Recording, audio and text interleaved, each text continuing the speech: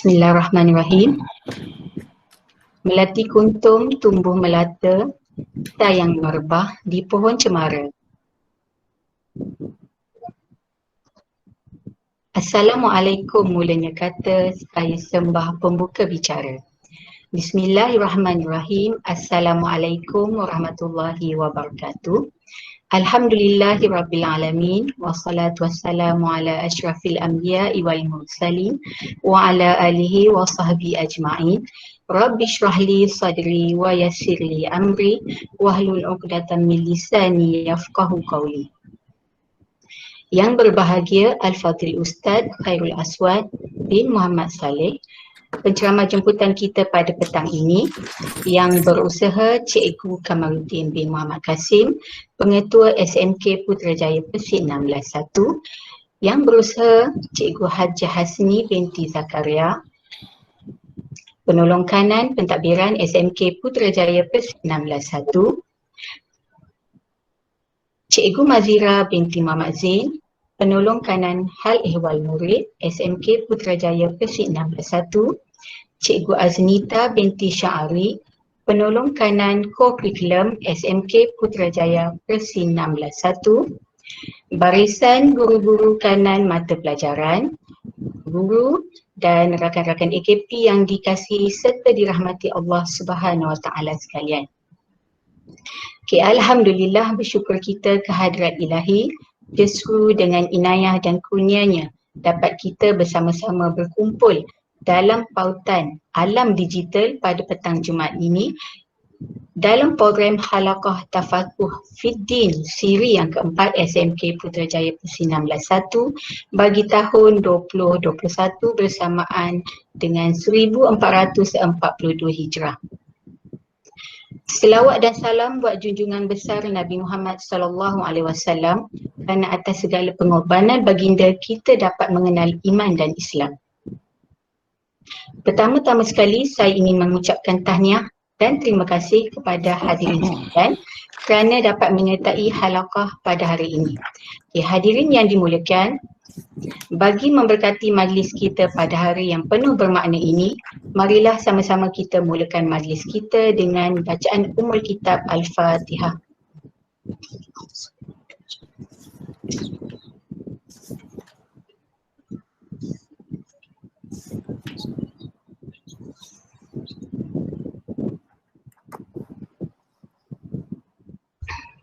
Amin amin ya rabbal alamin. Hadirin dan hadirat yang dirahmati Allah, sesungguhnya majlis perkongsian ilmu dalam program halaqah pada hari ini diadakan untuk menambah pengetahuan dan memberi pendadahan kepada seluruh warga STO tentang salah satu rukun Islam kita yang keempat, iaitu kewajipan menunaikan zakat. Sememangnya dalam kita memperoleh pendapatan dalam bentuk gaji bulanan, membuat pelaburan, penyimpanan wang simpanan, malah perbelanjaan emas dan sebagainya, sebenarnya ada tuntutan wajib yang perlu kita penuhi. Oleh itu, dengan kesedaran ingin berkongsi ilmu dan membantu rakan-rakan se-Islam dalam menjernihkan kekaburan yang ada berkaitan dengan zakat ini, kita datangkan khas penceramah daripada Pusat Pungutan Zakat Mawib. Sedikit latar belakang penceramah kita pada petang ini, iaitu Al-Fadhil Ustaz Khairul Aswad bin Muhammad Saleh, iaitu seorang eksekutif zakat bahagian operasi luar PPZ Mawib, berkelulusan diploma dan degree Al-Quran wal Qiraat University Al-Azhar daripada tahun 2003 hingga ke 2009. Pengalaman kerja pernah menjadi seorang guru dan ketua penyelaras tahfiz di Sekolah Menengah Integrasi Sains Tahfiz SMITA Mawib di 2011 hingga 2018, dan seperti yang dimaklumkan sebentar tadi, sekarang beliau menjawat jawatan sebagai eksekutif zakat bahagian operasi luar PPZ Mawib daripada tahun 2018 hinggalah sekarang. Okay, baiklah, dengan ini majlis dengan sukacitanya menjemput Al-Fadhil Ustaz Khairul Aswad bin Muhammad Saleh bagi menyampaikan sesi perkongsian ilmu beliau yang bertajuk Zakat, Suci dan Suburkan Harta Kita. Dengan segala hormatnya dipersilakan.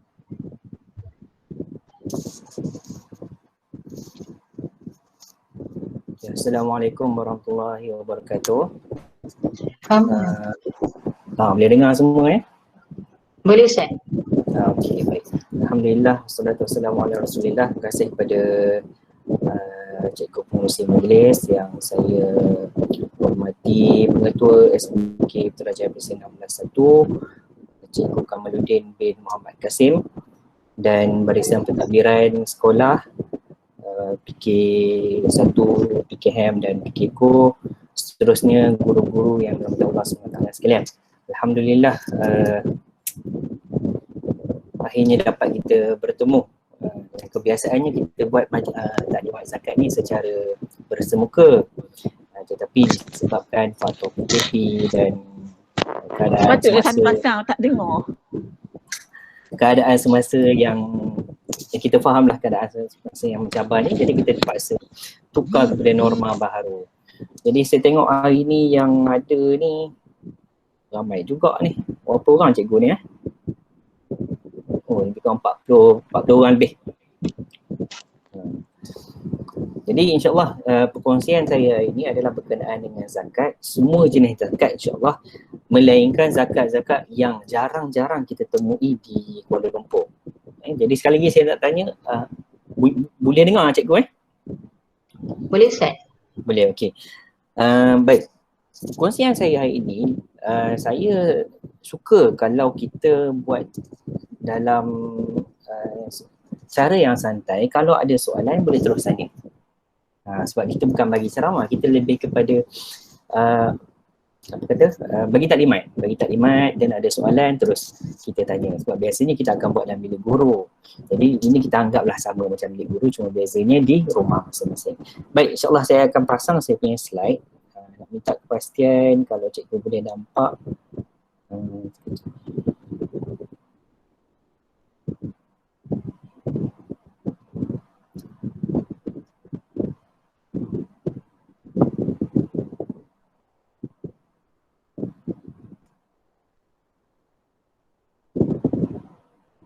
Okey, slide boleh nampak Boleh Ustaz? Boleh nampak Okey, baik. Baik, alhamdulillah wassalatu wassalamu ala Rasulillah. Qala rabbi shrah li sadri wa yassir li amri wa hlul 'uqdatam min lisani yafqahu qawli, amma ba'd. Allahumma shalli ala sayyidina Muhammad wa ala alihi wasallam. Alhamdulillah. Syukur alhamdulillah dipertemukan kita pada hari ini, hari Jumaat, raja segala hari. Jadi alhamdulillah hari ini kita nak berkongsi tentang berkenaan dengan zakat. Apa yang kami tawarkan di pusat pengetahuan zakat dan apa sebenarnya adalah berkenaan dengan zakat itu sendiri. Yang mana kebanyakan orang faham bila kita tanya zakat itu apa, orang akan faham zakat ni adalah zakat fitrah. Kalau orang tanya dah bayar zakat ke belum, biasanya orang kata dah bayar zakat. Gitu. Cikgu kalau kata ada soalan di di chatbot tu maklum kepada saya, sebabnya saya tak nampak. Sorry.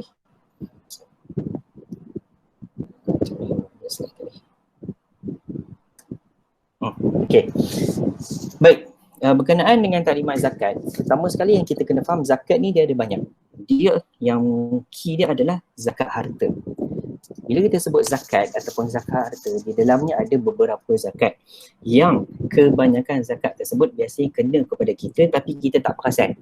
Yang kita perasan biasanya adalah berkenaan dengan zakat fitrah yang kita bayar setiap bulan. Setiap bulan Ramadan. Jadi tahun ni zakat fitrah di Kuala Lumpur kita bayar pada kadar RM5, RM7 dengan RM14. Kenapa kita buat 3 kadar? Yang pertama, kadar RM5 ni kita berikan kepada golongan-golongan yang mungkin terjejas disebabkan COVID-19. Mungkin dia punya kerja tak boleh sambung kerja ataupun ada masalah kewangan, jadi dia boleh pilih untuk ambil yang RM5. Adapun yang RM7 ni adalah kadar yang wajib untuk semua orang.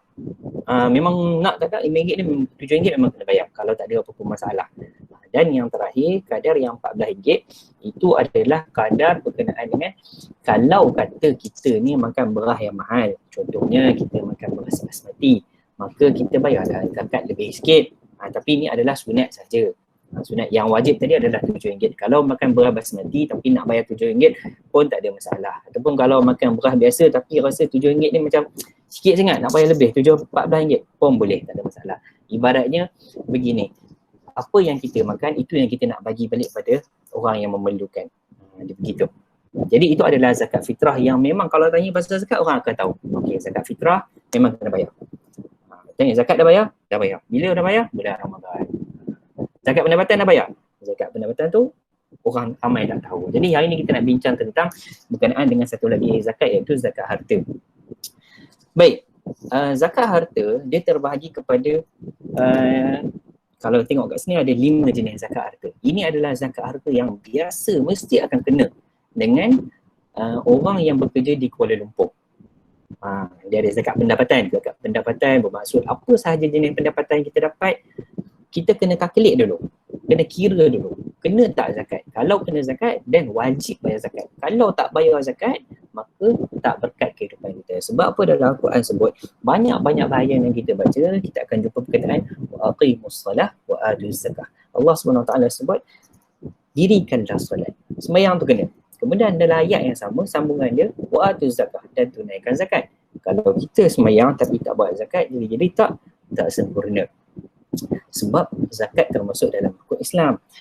Bila kadang kita faham gitulah, dalam rukun Islam kita kata okey, bayar zakat. Okey, aku dah bayar zakat, alhamdulillah. Sebab dia faham apa? Dia faham zakat fitrah tadi. Dia terlupa pada zakat harta.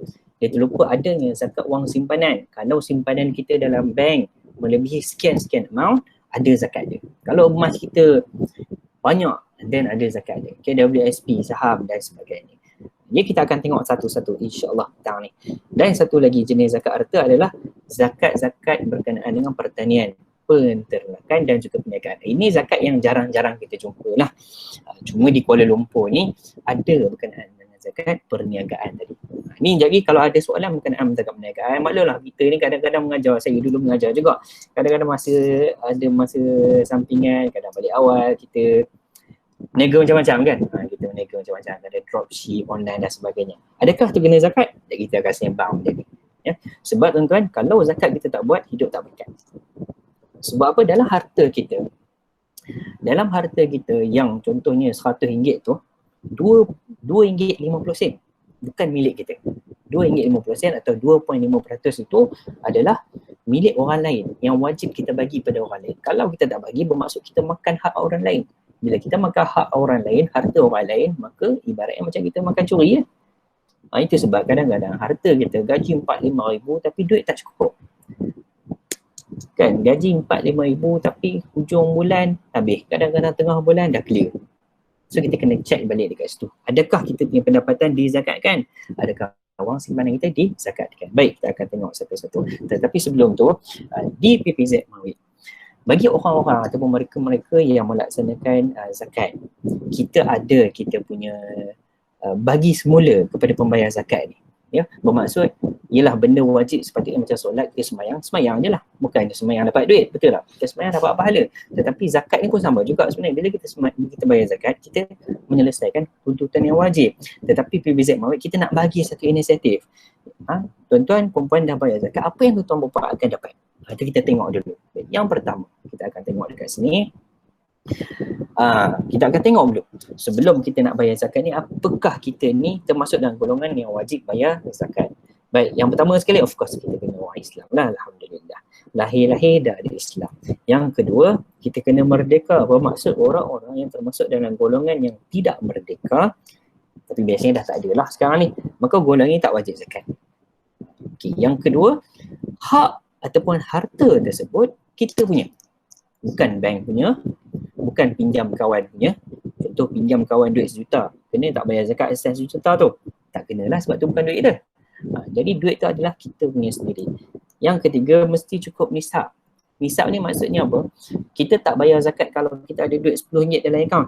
Sebab nisab ni tak cukup. Nisab ni maksudnya satu had, satu amount yang kalau kita punya harta tu lebih daripada amount tersebut, baru kena zakat. Nanti kita akan tengok berapa nisab ni. Mungkin harta kita, katakanlah kita ada berapa tadi? RM10,000. RM10,000 ini kita nampak macam banyak tapi sebenarnya dia di bawah nisab. Maksudnya tak wajib zakat. Okey. Yang terakhir adalah cukup haul. Maksudnya harta tersebut kita dah peram, dah simpan dia setahun. Lepas setahun baru bayar zakat. Dia gitu. Apa harta kita yang dah lepas setahun baru kita bayar zakat. Kecuali zakat pendapatan. Baik, kita akan tengok satu-satu kejap lagi. Baik, ini kita akan ceritakan apa yang tuan-tuan dan puan-puan akan dapat selepas dah bayar zakat tadi ni. Yang pertama, kita akan dapat skim kafalah muzaki ataupun khairat kematian. Buat masa sekarang, khairat kematian daripada pusat zakat di Malaysia ni hanya ada di PPZ Kuala Lumpur ataupun PPZ Mawib. PPZ Mawib ni bukan Kuala Lumpur saja, di Putrajaya dan juga Labuan. Jadi PPZ Mawib kita bagi sebagai tanda kita nak meraihkan pembayar zakat ni ataupun penghargaan kepada pembayar zakat tadi ni. Jadi bagaimana dia akan dapat, katakanlah si pembayar tadi ni dia dah buat potongan zakat minimal RM50 setahun, ataupun dia bayar online ataupun dia bayar ikutlah apa-apa medium yang dia boleh bayar zakat kepada PPZ Mawib. Katakanlah dia bayar RM50 setahun. Bila dia bayar zakat kepada kita, kita akan ada data. Okey, nama si fulan sekian-sekian dia dah bayar RM50. Dia dah ada rekod dengan kita bayar RM50 pada tahun 2020 sebagai contoh. Andai kata si pembayar tadi meninggal dunia. Maka waris dia tadi boleh datang ke kaunter PPZ ataupun hubungi PPZ bagi tahu kata si fulan tadi ni waris saya. Dia dah bayar zakat sekian-sekian. Boleh tak nak dapat khairat kematian? Maka kita akan tengok balik data tadi, kalau betul dia pembayar zakat kita, dan kita akan bagi kepada dia certain amount. Jadi amountnya adalah kebiasaan kita akan bagi bermula daripada RM1,000 hingga RM3,000, bergantung kepada berapa banyak dia bayar. Tapi ini adalah sebagai penghargaan. Maksud kata bila tuan-tuan bayar zakat tak payah apply pun benda ni, automatik dapat. Jadi benda ni kita baru bermula pada tahun 2019. Alhamdulillah banyak dah kita bagi. Kalau kita tengok data ni, ramai jugalah yang terpaksa menerima wang kafalah tersebut. Bukanlah bermaksud kita ni nak bayar zakat sebab kita nak terima. Sebab nak terima ni syarat yang pertama dia ialah pembayar tu akan meninggal. Tetapi benda ni sebagai penghargaan supaya biasanya bila orang meninggal ni, benda pertama yang dia kena hadapi adalah macam mana nak uruskan selepas berlakunya kematian tersebut. Contohnya nak mandikan, proses-proses tersebut memerlukan certain amount. Jadi inilah bantuan yang kita dapat berikan, ya. Sebab kita akan bila mana pembayar tu meninggal, maka waris tu boleh datang kat kita secepat mungkin. Kita akan bank in kepada dia amount yang kita nak bantu tadi tu dalam tempoh 14 hari. Mudah-mudahan membantu pembayar tadi ni ataupun bekas pembayar tadi ni dalam proses menyelesaikan dia punya urusan selepas kematian. Baik, itu yang pertama, skim kafalah muzaki. Yang kedua adalah berkenaan dengan cukai. Biasanya cikgu-cikgu ni kalau saya perasan terutamanya yang 44 dan ke atas. Ya, kalau 41 ni biasanya hujung-hujung 41 tu mungkin dah mula kena cukai pendapatan. Tetapi kalau 44, 48 dan ke atas ni biasa confirm kena cukai pendapatan lah, insyaAllah. Dan cukai pendapatan ni tuan-tuan tak risau orang, automatik dia akan keluar dalam payslip. Mau tak mau memang kena bayar. Jadi macam mana kita nak bantu supaya tuan-tuan ataupun cikgu-cikgu boleh mengurangkan cukai tersebut? Sebagai contoh, tiba-tiba cikgu naik pangkat, dia tengok payslip, tengok ada dia tulis PCB, potongan cukai bulanan, cikgu cakap cukai, katakanlah kena berapa? Kita ambil contoh kena RM100. Katakanlah cikgu punya cukai kena RM100. Minta pun tak, isi borang pun tak tahu cukai kena potong RM100. Baik, benda ni kena bayar lah sebab ni cukai kepada kerajaan.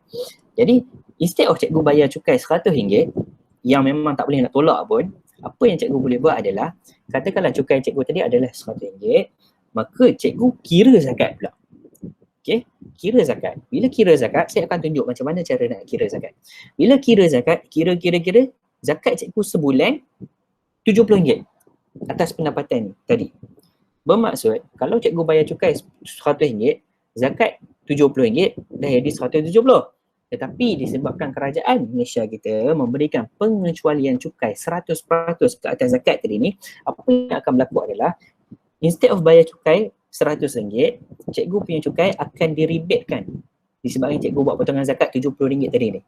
Maka RM70 dia akan ditarik daripada cukai tadi. Menyebabkan cikgu hanya cukai kena RM30 sahaja. Contohnya begini, maknanya cukai kita daripada 100, disebabkan kita bayar zakat RM70 sebulan, cukai tinggal 30. Dan biasanya cikgu-cikgu ni kadang cukai ni sampai RM400, RM500. Sebab cukai ni permulaan cukai sekitar 6% daripada pendapatan kita. Paling tinggi boleh pergi sampai 30%. Tetapi zakat kod mana pun bayar, pendapatan kita, gaji kita besar mana sekalipun, zakat tetap 2.5%. Jadi sebagai contoh, katakanlah cikgu punya cukai RM400, contoh RM400 sebulan. Jadi bila kira zakat pendapatan ialah 2.5%, mungkin zakat cikgu cuma RM100. So cikgu hanya rebate RM100. Tetapi kalau cikgu rasa macam cukai dah RM400, zakat cuma wajib RM100, kalau rebate cukai still ada RM300. Jadi macam mana nak buat? Cikgu boleh bayar zakat lebih. Boleh bayar zakat lebih. Kalau zakat wajib tadi RM100, bayarlah lebih. Contohnya buat RM200 ataupun buat RM300, terpulang. Katakanlah buat RM200. Maka cukai tinggal RM200, zakat dah pergi RM200. Zakat yang wajib cuma RM100, cuma cikgu bayar ekstra RM100. Jadi ekstra RM100 tu saya nak ajar satu kaedah, zakat yang ekstra RM100 tu niatkan untuk qada zakat-zakat yang lepas. Mungkin kita dah kerja 10 tahun, mungkin kita dah kerja 20 tahun, tapi selama ni kita tak pernah tahu tentang bayar zakat pendapatan. Jadi apa kita boleh buat adalah kita qada setiap-tiap bulan, bayar lebih, tolak daripada cukai tadi. Katakanlah cukai RM400, zakat wajib cuma RM100. Kalau nak tolak semua sekali pergi ke zakat RM400, bagi tak nak ada cukai pun boleh. Tapi tak digalakkan sebab kita mesti kena bagi pada cukai. Tetapi apa yang saya nak bagi tahu kat sini adalah kalau kita bayar lebih, mesti kena bagi tahu, mesti kena niat dalam hati. Niat dalam hati kata aku bayar lebih sebab kelebihan ni mudah-mudahan Allah terima untuk aku qada zakat-zakat yang lepas. Itu dia punya teknik. Kalau kita tak niat, dia akan berlaku adalah kita hanya bayar zakat yang wajib saja. Sebab yang tu yang kita wajib, yang lebih 200-300 kita bayar ekstra tu, dia hanya akan jadi zakat semasa. Dia takkan qada zakat-zakat lepas. Sebab apa? Sebab dalam zakat rukunnya hanya 2. Rukun zakat ni ada 2 sahaja. Yang pertama adalah niat zakat. Niat nak bayar zakat. Bila kita niat, baru dia jadi. Yang kedua rukun dia adalah bagi duit ataupun bayar. Itu je dia punya rukun. Niat, kemudian bayar. Jadi kod mana sekalipun, niat tu mesti kena buat. Okey, jadi itu adalah kaedah untuk kita kurangkan kita punya cukai dan selesaikan qada zakat-zakat kita yang lepas, yang mungkin kita terlepas pandang sebelum ini. Okey, yang ketiga, ini adalah nisab yang saya sebutkan tadilah. Berapa jumlah harta kita yang wajib kita bayar zakat. Kalau harta kita kurang daripada RM20,299, maka tak kena zakat. Kalau lebih daripada itu, contohnya dalam ni dia kata RM21,000. Contohnya dia ada duit dalam akaun RM21,000, baru dia kena zakat. Kadar ni 2.5% daripada berapa duit yang kita ada. Baik, tak apa, yang kita akan tengok, cuma cikgu-cikgu boleh ingat nombor ni. 20299. Ni nombor keramat dalam kita punya taklimat hari ni. Okey, 20299. Baik. So kita akan pergi balik kepada zakat tadi ni. Yang pertama zakat fitrah, saya dah cerita, kita nak tengok kepada zakat harta. Baik. Zakat pendapatan saya akan cerita last sekali. Okey, zakat pendapatan gaji, saya akan cerita tentang zakat wang simpanan.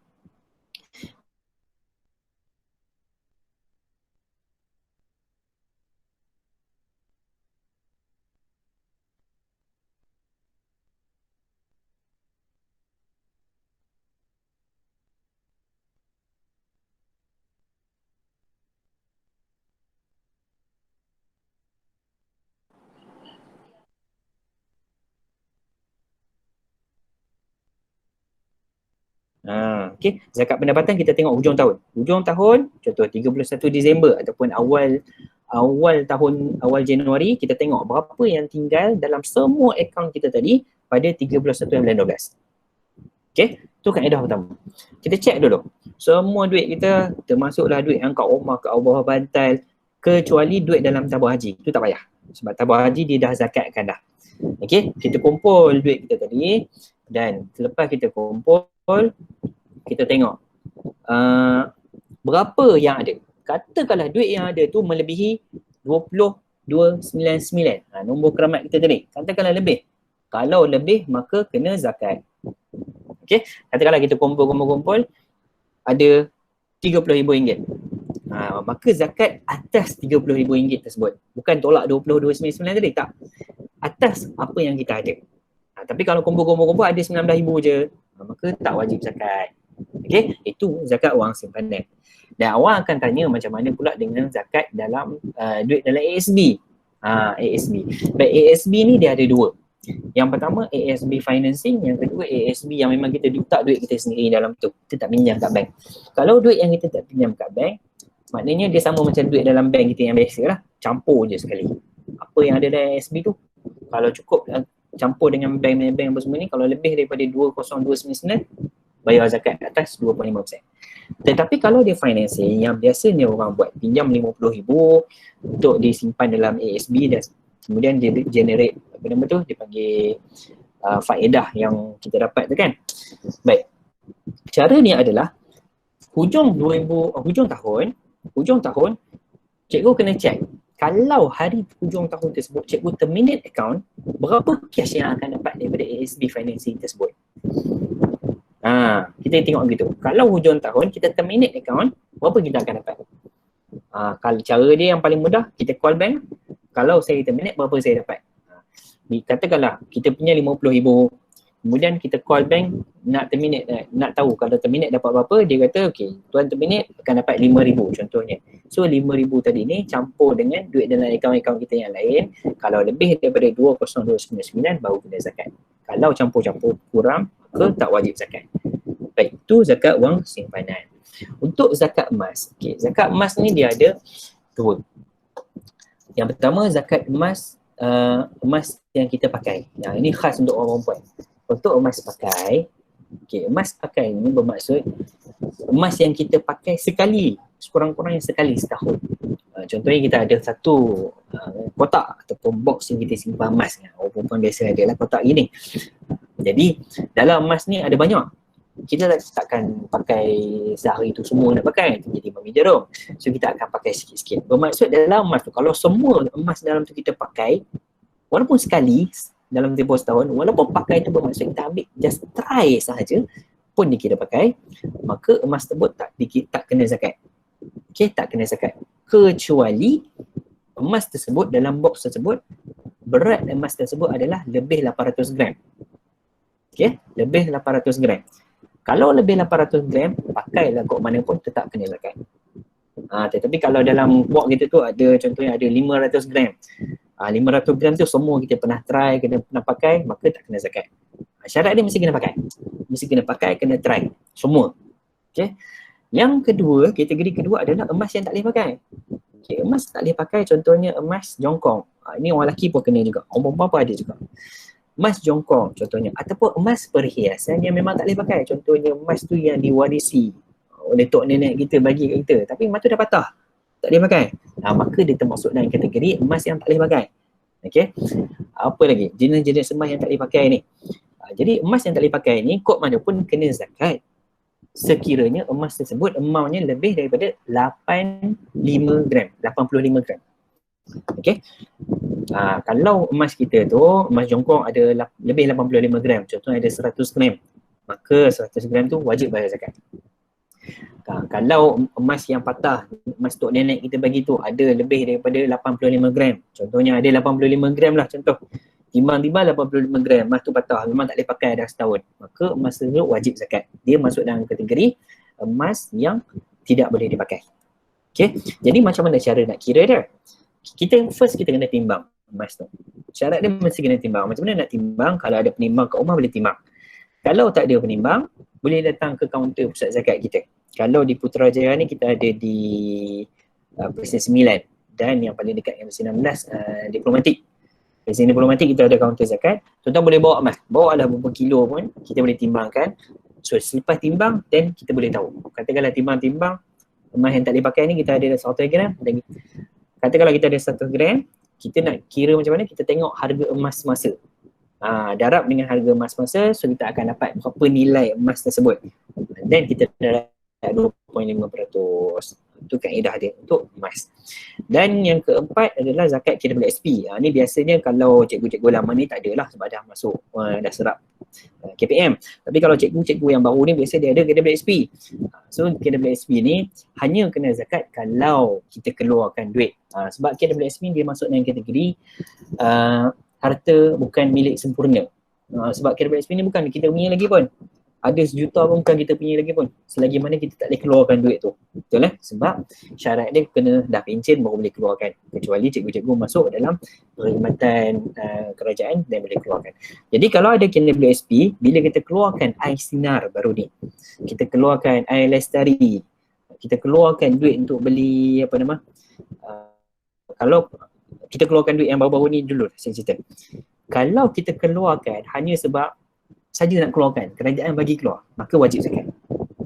Tapi kalau kita keluarkan disebabkan kita terdesak, kerajaan bagi keluarkan memang kita tak ada duit, so kita terpaksa keluarkan air sinar, terpaksa keluarkan air lestari, maka tak wajib zakat. Maksud kata kalau keluar sebab saja-saja, keluar sebab suka-suka, wajib zakat. Sama juga kalau kita keluarkan KWSP untuk bayar beli rumah. Kalau rumah tersebut rumah pertama, maka duit yang kita keluarkan untuk bayar rumah pertama tu tak kena zakat. Tapi kalau kita keluarkan duit tu untuk rumah kedua, rumah kedua ni maksudnya rumah pelaburan dah lah, maka yang tu kena zakat. Keluar duit KWSP untuk bayar rumah, tak kena zakat. Keluar KWSP untuk bayar PTPTN, untuk bayar pendidikan, tak kena zakat. Keluar KWSP sebab terdesak COVID-19, tak bayar zakat. Tapi kalau keluar saja-saja, kalau keluar sebab nak bayar rumah kedua, kalau keluar sebab kerajaan bagi keluar, dan kena bayar zakat. Macam mana nak kira bayar zakat? Katakanlah duit dalam tu kita keluarkan baru ni boleh keluar berapa? 10,000 maksimum, contoh. Maka 2.5% atas 10,000. Itu boleh keluar 500 sekali keluar, tak silap saya. Maka 2.5% atas RM500. Itu cara kiraan untuk kiraan berapa zakat atas kita keluar. Dan yang kelima adalah berkenaan dengan saham. So saham ni saya tak akan sentuh lah. Sebab saham ni dia agak rumit dan tak ramai orang terlibat. Tapi kalau ada yang nak tahu, yang ni boleh terus ke counter. Sebab kita kena calculate berapa unit saham tuan-tuan ada. Berapa unit saham. So dia lain sikit kiraan dia. Dan yang terakhir adalah berkenaan dengan pertanian, peternakan ni confirm saya tak akan sentuh lah. Sebab di Kuala Lumpur jarang-jarang orang bertani dan juga ternak. Dan berkenaan dengan zakat perniagaan ni, kalau ada soalan baru saya akan jawab berkenaan zakat perniagaan. Kokot lah kita ada buat dropship, okay, jual face mask contohnya. Okay, baik.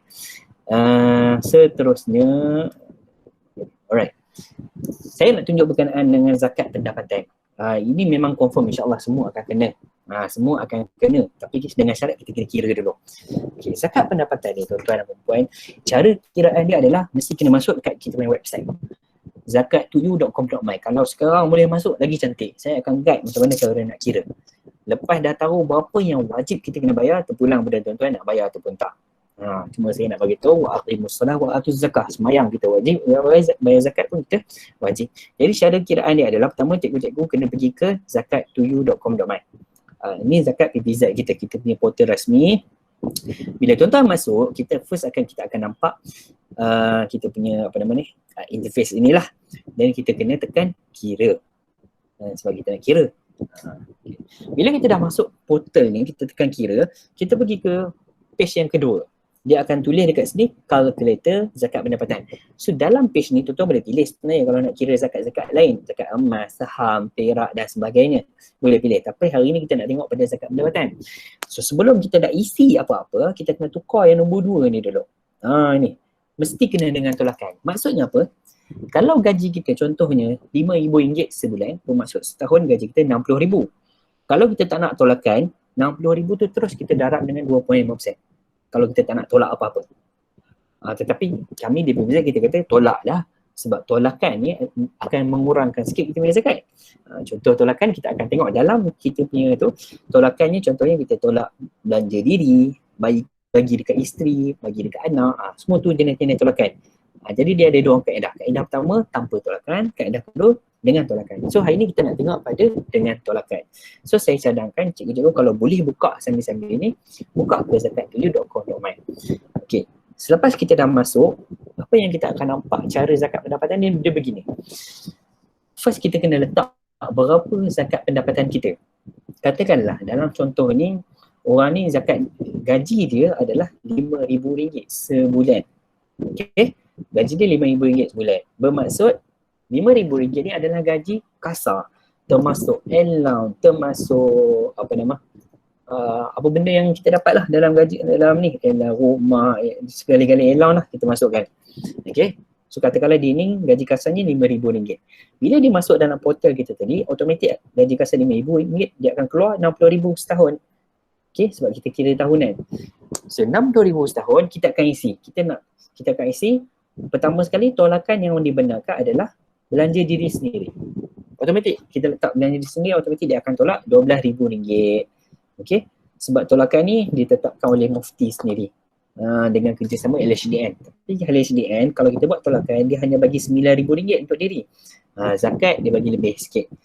Okey, yang pertama dibenarkan tolak diri sendiri RM12,000. Yang kedua isteri.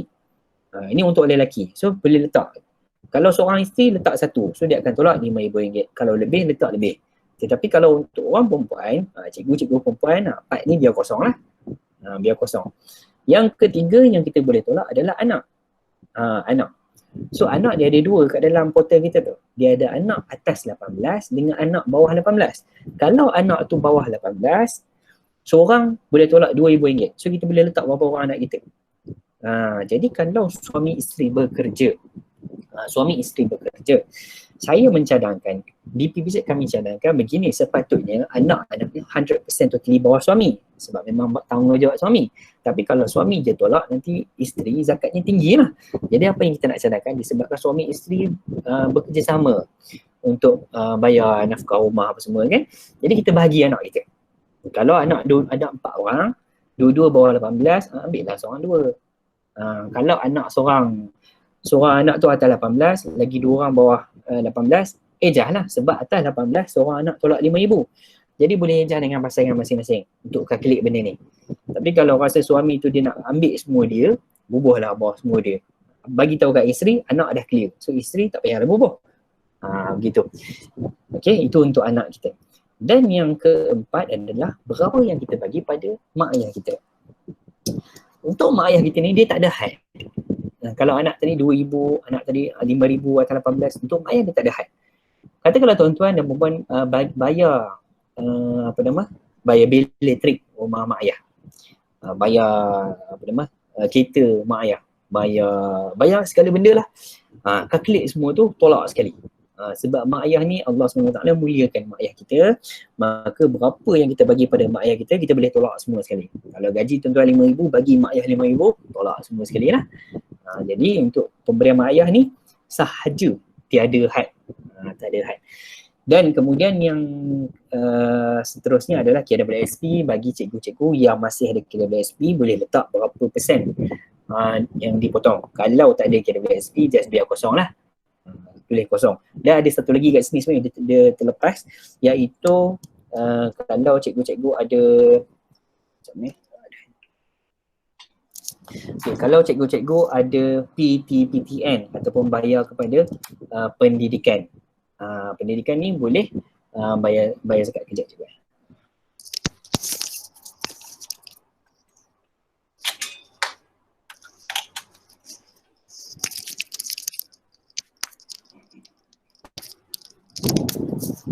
Okey, baik. PTPTN ataupun pendidikan, bayar mahara, apa-apa jenis pendidikan, cikgu boleh letak kat situ. Berapa saja yang kena bayar, setahun letak terus. Kalau kena tolak, tapi maksimum dia RM2,000 sahaja, maksimum. So kalau tiap-tiap bulan kena bayar 200, setahun 2,400, maka boleh letak kat situ 2,000 sahaja. Dia ada capping dia. Okay. So, selepas kita dah letak dalam kita punya form tadi yang saya tunjuk dalam slide sebelum ni, kita dah letak, contohnya kita dah letak gaji kita RM5,000, dia akan keluar RM60,000, and then tolak semua-semua yang saya cakap tadi ni, ataupun yang cikgu dah isi tadi, kita akan keluar kat bawah tu. Berapa baki duit hasil tolakan tadi. Dan dalam contoh orang ni, baki dia tinggal RM24,000. So lepas tolak daripada RM60,000 tadi ni, maka RM24,000 ni masih lebih daripada nisab 20,299. Maka orang ni wajib zakat. So zakat dia adalah RM24,000 darab dengan 2.5%. Okey, maksudnya 24,400 ni darab 2.5%. Ini salah ni.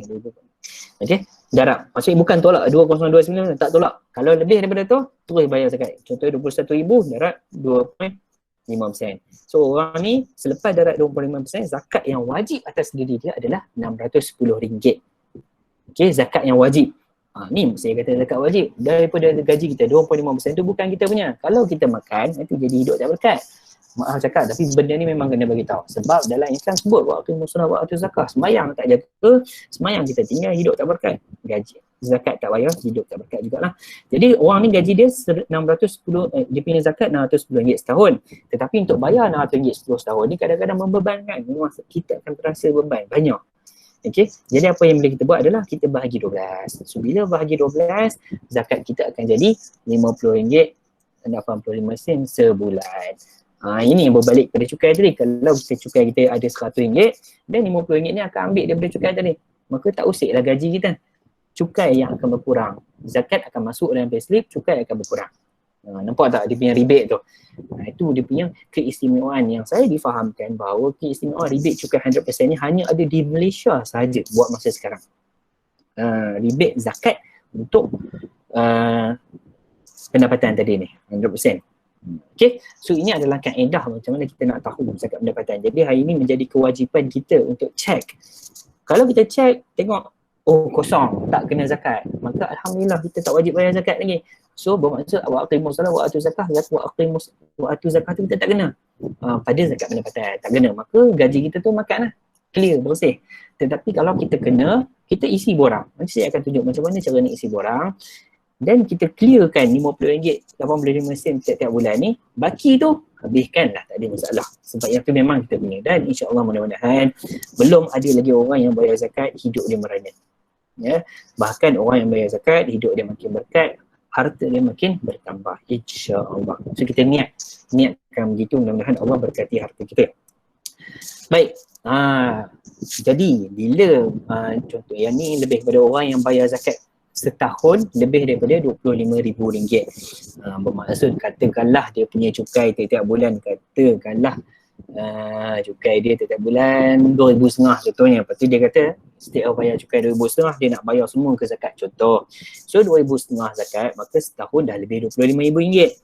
Kalau kita bayar zakat lebih RM25,000, maka cikgu layak untuk dapatkan balik 50% daripada yang kita bayar tadi.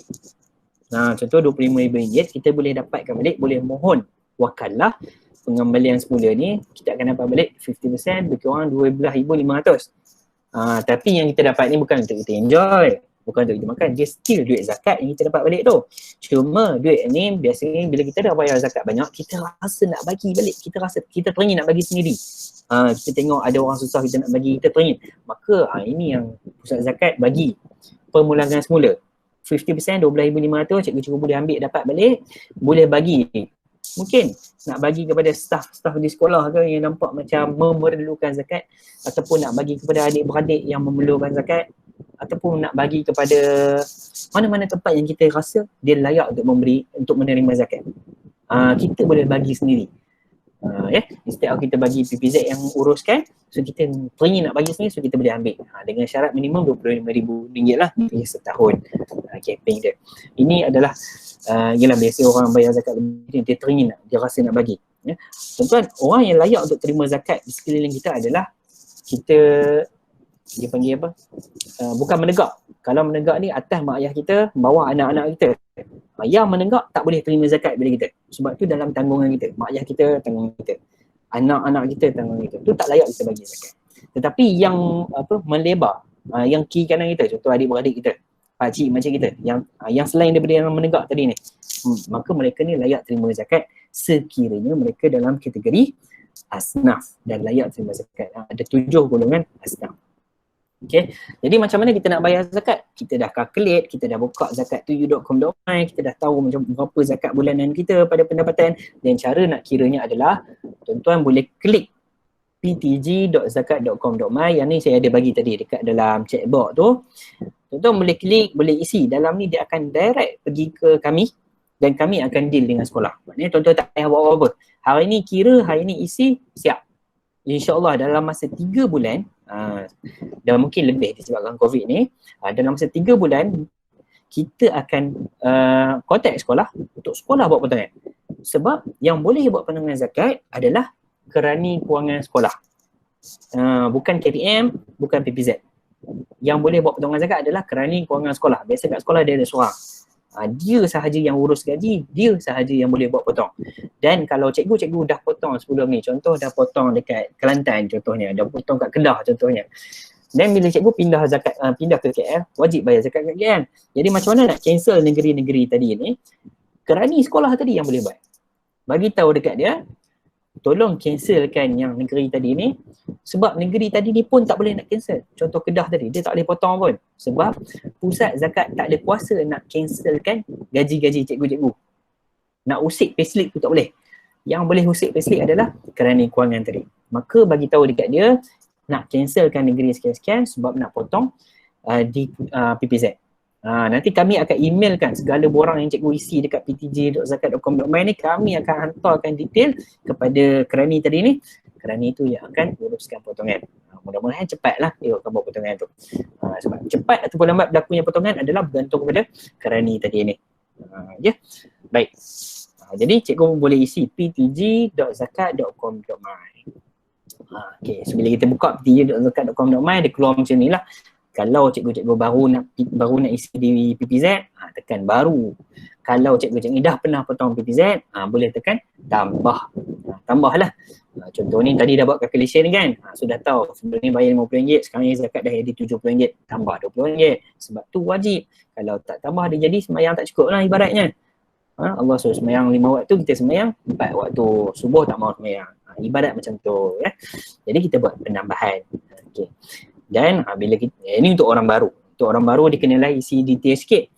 Tapi tak susah, benda ni sekali saja. Kita isi apa semua dan kita hantar. So, itu adalah bagaimana cara kita nak buat bayaran. Dan last sekali, biasanya orang selalu tanya adalah, kami bayar zakat, ke mana zakat kami pergi? Ya.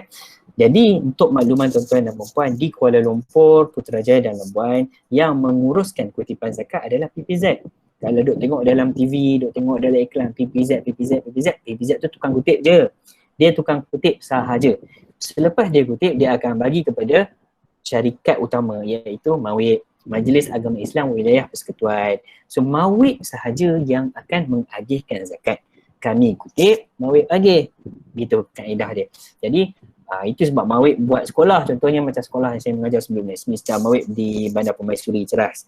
MAWIP sekolah tu, MAWIP bangunkan guna duit zakat. Ataupun SMA MAWIP di Bandar Permaisuri juga, di Ceras tu, SMA MAWIP ataupun Baitumal MAWIP, macam-macam yang MAWIP buat adalah menggunakan duit zakat yang tuan-tuan bayar tadi. Ya.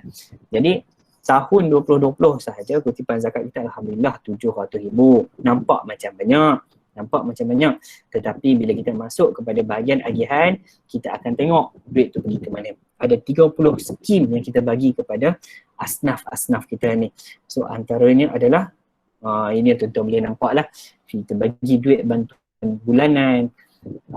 Banyaklah kat sini, orang nak kahwin kita bagi duit, orang nak gunakan khidmat guaman kita bagi duit, orang nak sambung belajar kita bagi duit, ada macam-macam kat sini. Ini bahagian audit yang kita boleh nampak lah ke mana duit yang tuan-tuan dan puan bayar tadi pergi. Okay, dan ada juga duit-duit ini yang keluar daripada negeri Kuala Lumpur yang kita bagi, contohnya bantuan kepada banjir di Kelantan apa gitu. Yang tu pun ada juga. Maka inilah tempat-tempat di mana kita salurkan duit zakat tadi ni. Ya, sebab zakat ini adalah ekosistem dalam Islam. Tujuan kita bayar zakat supaya penerima zakat ni dapat mempertingkatkan diri dia daripada duduk dalam belenggu kemiskinan, nak keluarkan dia daripada belenggu tersebut dan akhirnya menjadikan dia orang yang membayar zakat pula. So dia satu ekosistem, dia bergerak. Hari ini kita bayar zakat, nanti orang yang terima zakat tu bayar zakat pula. Sampailah satu ketika zakat ni akan jadi sebagaimana zaman yang dahulu, zakat ni orang dah takut dah nak minta sebab semua pakai duit adik. Tapi mudah-mudahan itulah target kita. Tujuan zakat ni adalah memudahkan semua orang, insya-Allah. Jadi alhamdulillah saya punya taklimat, saya rasa setakat itu saja. Mudah-mudahan bila kita buat kiraan zakat, terutamanya tuan-tuan, tolonglah buat zakat pendapatan tadi. Kalau tak kena zakat, alhamdulillah. Kalau kena, clearkan. Mudah-mudahan Allah berkati harta kita, insya-Allah. Jadi setakat itulah. Saya kembalikan kepada pengurusi majlis kalau ada soalan. Okey, majlis mengucapkan terima kasih kepada Al-Fadhil Ustaz atas perkongsian ilmu sebentar tadi. Kalau kita lihat dekat bahagian chat ni memang banyak soalan Ustaz. Okey, faham nampak. Rasanya kita kena tambah masa lah. Tak apa ke Ustaz? Boleh, saya tak ada masalah, insya-Allah. Okey. Saya kena tengok satu-satu lah ni. Semualah, walaupun mungkin ada soalan tu dah dijawab, saya rasa saya bacakan dulu. Okey, boleh. Ya, Assalamualaikum Ustaz. Ni daripada Cikgu Fatimah Zahra. Sekiranya seseorang sudah lama bekerja tetapi tidak pernah membayar zakat pendapatan sejak dari awal bekerja dan hanya baru membuat potongan bayaran zakat setelah 15 tahun bekerja, bagaimana dengan yang terdahulu? Tidak dibayar atau dikeluarkan zakat tersebut? Okey, kepada cikgu, kepada cikgu yang bertanya, kita dah kerja lama tapi kita tak tahu tentang zakat. Okey. Yang ni saya sendiri akui selama saya kerja dekat Semesta dulu, saya pun tak bayar zakat. Sebab kita tak tahu. Okey. Tak tahu tu satu benda lah. Satu benda kita. Jadi benda zakat ni sebenarnya orang mula viral seingat saya dalam sekitar 5 tahun. 5 tahun yang lalu. Bila media sosial ni makin berkembang. Sebelum tu orang memang tak tahu. Okey. Jadi macam mana kita nak buat kalau kita dah kerja lama tapi tak bayar zakat? Jadi kaedah dia adalah bayar zakat lebih setiap bulan. Sebagai contoh, bila kita calculate zakat pendapatan kita, kalau macam yang cakap tadi, rebate cukai tu, kalau cikgu punya zakat wajib RM100, cikgu bayar lagi ekstra RM100. Ataupun kalau tengok pada cukai kita, kalau cukai kita lebih RM100, contohnya zakat wajib RM100, cukai kita kalau dah kerja 15 tahun, contohnya cukai mungkin lebih, mungkin dalam 300-400, bayar semua ke zakat. Niatkan lebihan tersebut untuk qada 15 tahun tadi. Sebab apa? Sebab bila tahun pertama kita kerja, biasanya tak ada zakat. 5 tahun pertama kita kerja, biasanya tak ada zakat lagi dalam pendapatan. Masuk tahun ke-6, ke-7, baru start zakat. Tapi biasanya zakat tersebut sikit. Mungkin sebulan dalam RM10, mungkin sebulan dalam RM20. Tetapi selepas kita kerja dalam 10 tahun, 14 tahun, baru zakat akan jadi banyak. Jadi kat situ kita boleh calculate. Kalau setahun RM10 zakat, maknanya setahun baru RM120. Kan? Kalau darab dengan 10 tahun baru RM1,200, maknanya kita cuma berhutang RM1,200. Jadi kita bayar lebih zakat tadi. Sekarang kita start bayar zakat lebih untuk qada RM1,200 tadi. So kita calculate macam tu. Cara paling mudah adalah begitu. Sebab kalau nak bayar lamsam RM1,200 agak membebankan. Jadi kita buat begitu. Andai kata na'udzubillah dalam tempoh kita nak qada tu umur tak panjang. So nak buat macam mana? At least kita dah ikhtiar begitu. Itu kaedah macam mana kita nak selesaikan zakat kalau kita dah kerja lama dah terlupa nak bayar. Bukan terlupa, kita memang tak tahu. Kita tak tahu. Okey. Okey Ustaz, soalan kedua, setiap bulan gajinya hanya cukup untuk tanggungan sahaja. Adakah perlu bayar zakat pendapatan sahaja? Kena calculate. Ini kena calculate dalam kalkulator tadi ni. Adakah tanggungan tu termasuk dalam had kifayah yang dibenarkan tadi? Kalau dah tolak anak apa semua tadi ni memang tak ada zakat, tak payah zakat lah. Tapi kalau dah tolak, ini saya faham ni, saya rasa mungkin maksud begini. Yang tolak belanja diri sendiri RM12,000 setahun ataupun RM1,000 lah sebulan. Bermaksud dalam tu lah kita bayar sewa, dalam tu bayar kereta, bayar segala benda dalam tu. Tetapi kalau kita punya kereta bayar mahal contohnya ataupun bayar rumah mahal, lebih daripada RM12,000 yang sepatutnya untuk diri sendiri, nak tak nak kita kena bayar zakat juga. Sebab had tersebut diletakkan supaya sama rata semua orang. Orang gaji RM1,000 tetap dia had tolak diri sendiri RM1,000 sebulan. Orang gaji RM50,000 sebulan pun tolak had yang sama. Jadi jawapan kepada soalan ni adalah calculate dalam saya punya form tadi ni, PBZ main form, kalau kata kena zakat, memang kena zakat. Maksud kurangkan belanja lah. Okey, soalan ketiga daripada Cikgu Suhaida. Kalau kita ada main undi, mungkin main kutu kot Ustaz. Perlu bayar zakat ke bila time turn kita tu pada bulan tersebut? Main kutu, saya nak kena tengok. First time saya dengar soalan main kutu ni.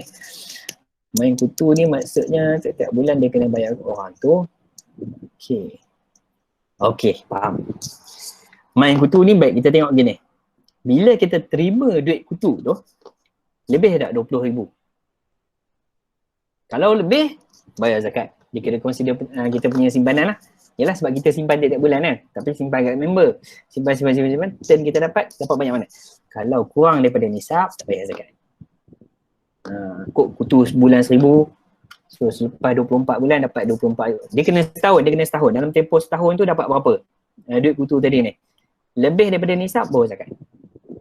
Tak kena tak ya? Ustaz, kalau turn kita tu awal tahun, nak kena tunggu ujung tahun ke macam mana Ustaz? Dia bukan kira-kira. Dia kira start kita bayar bila? Start setahun kita bayar. Kalau kita dapat kutu tu bulan 1, bermaksud kita start bayar tu dah lebih setahun. Ikut berapa orang kita main. Okey, saya ambil contoh begini. Dia bila sebut haul setahun, bukan bermaksud Januari hingga Disember. Haul setahun adalah ada orang dia ambil haul ni Ramadan ke Ramadan. Ada orang dia ambil haul ni Februari ke Februari. Jadi kalau kutu ni, kita tengok start bila? Dalam tempoh setahun tersebut. Contoh yang kita start kutu bulan 10 contoh. Kita start kutu bulan 10, maknanya kita akan tengok next bulan 10. So dalam tempoh next bulan 10 tu, kalau kita dah dapat kita punya kutu dan kutu tersebut lebih daripada nisab, katakanlah dapat kutu tu bulan Februari, sebab kita main 5 orang. Dapat bulan Februari, kita kena bayar zakat. Kalau lebih nisab. Kalau tak lebih nisab, contohnya dapat 5,000 je. So go on, kutu tu jalan. Tak ada masalah. Okey Ustaz. Okey, soalan seterusnya. Okey, adakah seseorang yang hobinya mengumpul jam tangan, beg tangan, die-cast atau apa-apa barangan yang berbentuk koleksi lah. Okey, bagi setiap koleksi tersebut, bagaimana setiap koleksi tersebut sebagaimana seseorang yang mengumpul emas. Maksudnya adakah sama dengan kumpul emas tu? Okey, yang ni confirm tak kena zakat. Sebab dia tak termasuk dalam barang yang kena bayar zakat, kecuali dekat jam tadi ada emas, beg tadi ada emas, baru kena zakat. Kalau tak ada kaitan dengan emas, tak ada zakat. Kumpul kereta tak kena zakat. Walaupun barang tu berharga. Betul. Walaupun barang tu berharga. Sebab zakat harta hanya dikenakan atas zakat yang saya tulis tadi itu saja. Itu saja yang ditetapkan. Contohnya tuan-tuan. Tertentu. Betul. Kalau tuan-tuan contohnya ada, saya ambil contoh sekarang ni, ada 10 biji rumah contohnya, banyak sangat. Kata ada 3 biji rumah investment. Kan? Kalau rumah tersebut, cikgu biar kosong. Rumah tu ada nilai. Contoh satu rumah harganya 300,000. 3 biji rumah dah 900,000. Tetapi cikgu biarkan rumah tu kosong. Tak mendatangkan pendapatan.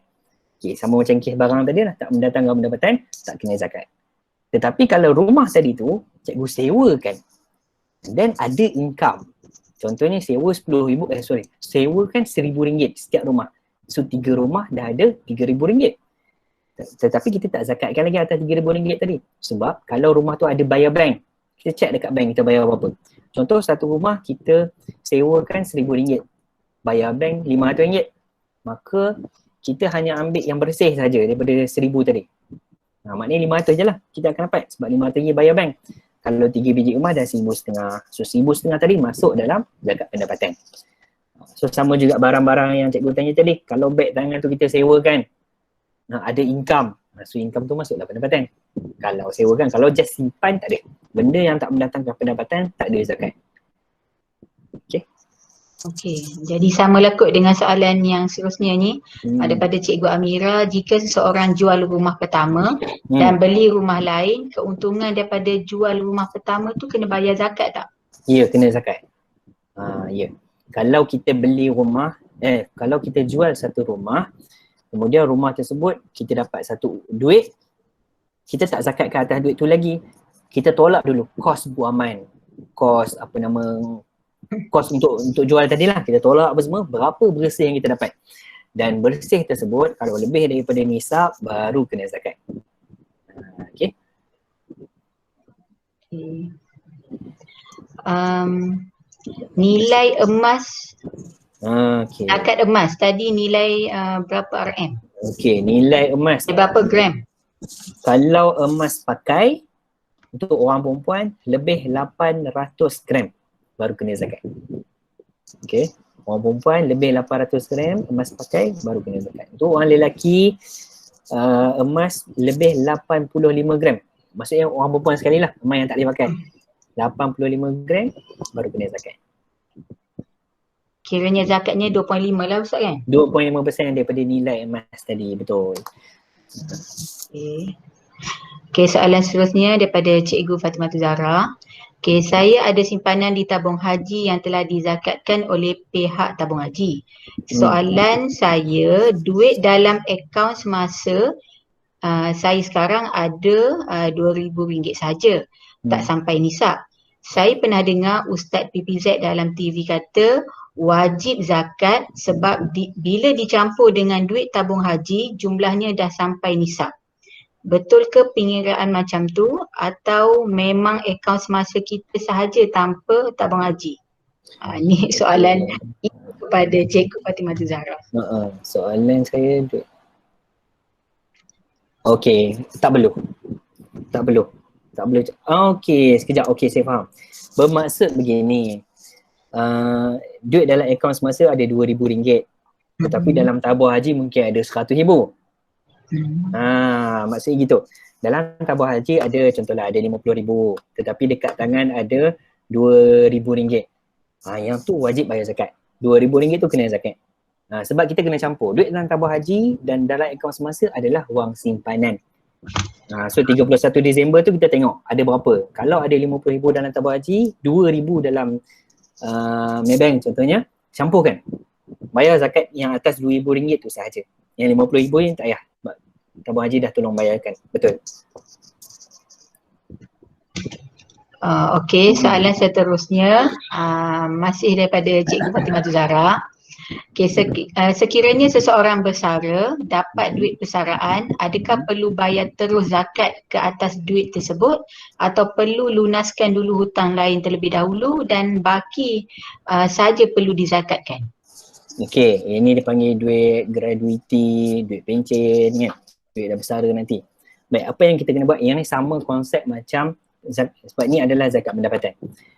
Kaedah dia adalah apa dapat zakat dulu. Selepas zakat baru clearkan benda-benda lain. Sama macam gaji tadi.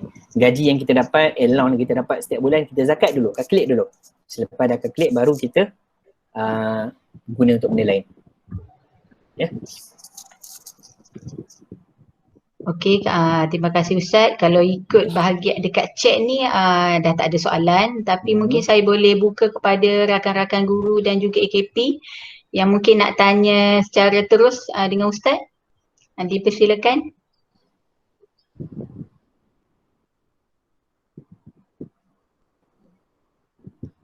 Untuk pengetahuan Ustaz, sekolah kita ada seorang guru dapat hadiah kerana yang hujung tahun lepas. Kita buat kempen zakat pendidik tu. Alhamdulillah, rezeki sekolahnya. InsyaAllah. Dapat laptop. Oh, dapat laptop. Okey, hadiah utama lah ni. Hadiah utama. Cikgu Hasliza ada kat sini. Oh, Alhamdulillah. Tahniah. InsyaAllah kalau tak ada halangan, tahun ni kita tengah bekerjasama dengan JPWP untuk adakan yang kali kedua. Kali kedua. Dan hadiah pun kita tambah. Tak ada yang umrah Ustaz? Umrah belum lagi sebab COVID-19. Kita tengok nanti macam mana selepas ni insyaAllah. Ustaz ada satu lagi soalan. Okey, saya nak tanya tadi bayaran zakat maksudnya 2.5% daripada RM2,000 ke? Betul. 2.5% daripada RM2,000.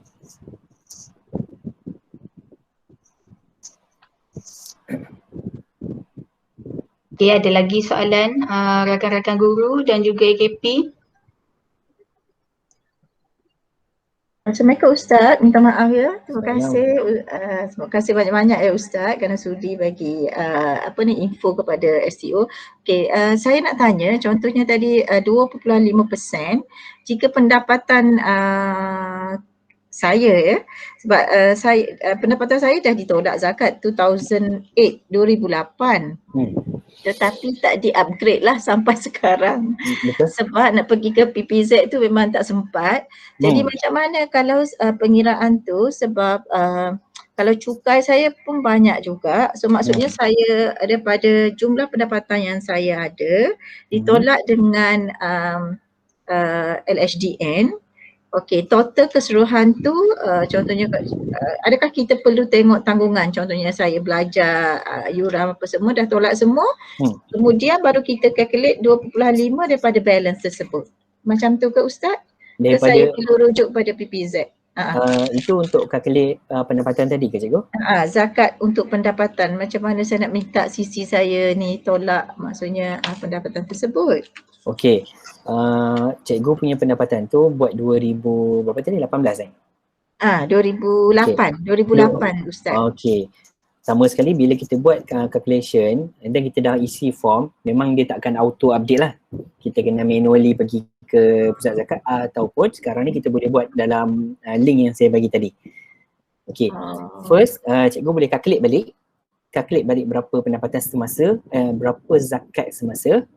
Okey, selepas dah calculate, contohnya cikgu dah tahu amount semasa, contohlah saya ambil contoh RM100 zakat. Okey, dan cikgu tengok cukai cikgu. Cukai tu katakanlah lebih banyak daripada situ. Okey. Cikgu boleh nak bayar ikut amount semasa 100 tersebut ataupun cikgu boleh bayar lebih sikit selagi mana tak melebihi amount cukai bulanan.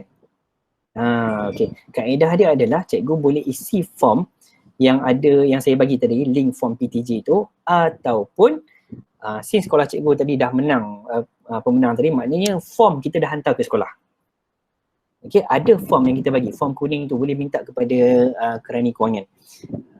Okey, kerani kewangan ada form tu, cikgu just fill in form tu sahaja sebab dia yang akan key in nanti. Dan biasanya kalau cukai kita, contohnya cukai kita RM1,000, kita akan buat rebate cukai hujung tahun, betul, untuk kita claim beli buku, beli laptop dan sebagainya, dan kita akan dapat refund balik kan. Okey, cikgu boleh calculate siap-siap. Contohnya cukai cikgu 1,000 sebulan, setahun bersamaan dengan 1,200. Okey, daripada 1,200 tu berapa yang cikgu biasanya akan ambil balik untuk claim-claim tadi? Katakanlah daripada 1,200 tu cikgu nak ambil balik contoh RM500. Bermaksud cukai cikgu yang akan pergi totally kepada kepada LHDN adalah 700.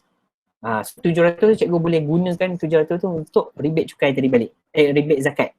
Maksudnya cikgu boleh bayar zakat sehingga RM700. Tetapi kebiasaannya percentage untuk claim LHDN ni lebih rendah. Kita tak boleh claim banyak sangat. Melainkan zakat saja boleh claim sebanyak yang mungkin. Contohnya cukai kita tadi 1,200 contohnya. Zakat saja boleh claim whole 1,200. Kalau beli laptop tu dia boleh claim sikit saja. Beli barang-barang keperluan sikit saja boleh claim. Jadi kaedah dia cikgu kira balik yang tadi, link saya bagi tadi, and then terus direct kepada kerani sekolah. Okey. So kalau saya isi form tadi yang link Ustaz bagi, so dia direct kepada PPZ kan? Dia akan kontak saya balik lah untuk pemotongan tersebut ke Ustaz? Okey, tak macam ni. Bila cikgu isi balik kepada kerani kewangan automatik terus boleh potong. Okay. And then bila kami pergi sekolah ataupun kerani kewangan tu boleh hantar kepada kami borang tu. Kalau dia tak hantar sekalipun borang tu kepada PPZ, kerani kewangan bila dia key in je kami akan dapat info. So bermaksud dalam potongan gaji semua orang, hanya kerani kewangan sekolah sahaja yang berkuasa untuk buat potongan dan untuk buat pembatalan. PPZ ni just acknowledge sahaja.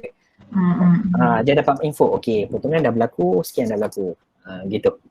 Okey, terima kasih banyak Ustaz. Salam. Boleh buat secara pukal ke Ustaz?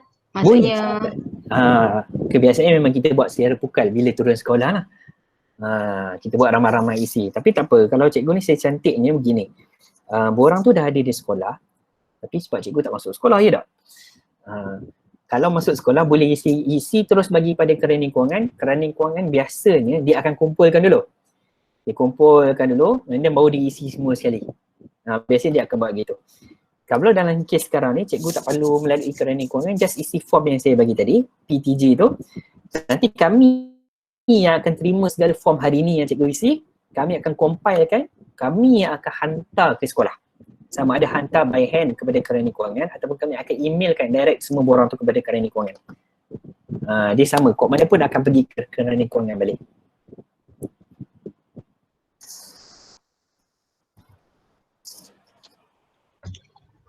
Okey.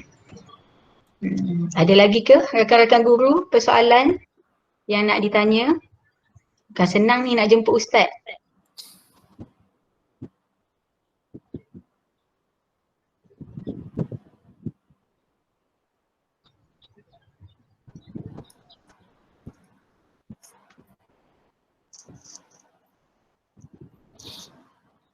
Okey, baiklah. Kalau tak ada sesi soal jawab, seterusnya kita akhiri sesi soal jawab ni lah.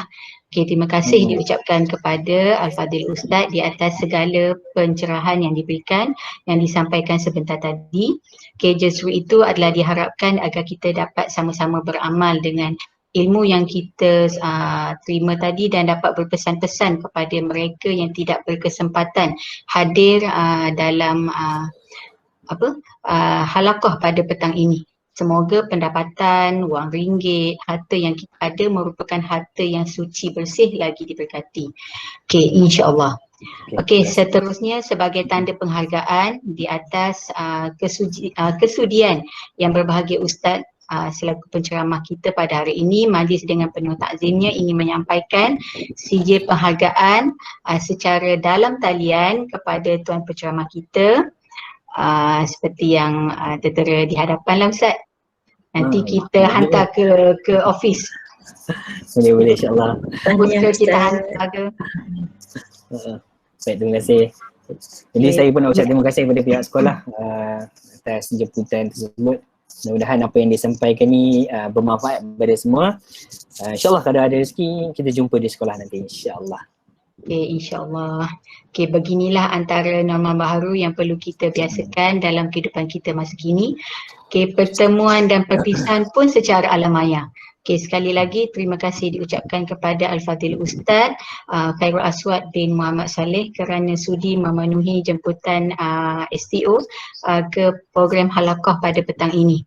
Okay, hadirin hadirat sekalian, sekali lagi diingatkan berkaitan dengan pautan link kehadiran ada disediakan di bahagian chat untuk memudahkan ustia dan juga guru ladap kita untuk mengisi SPL KPM.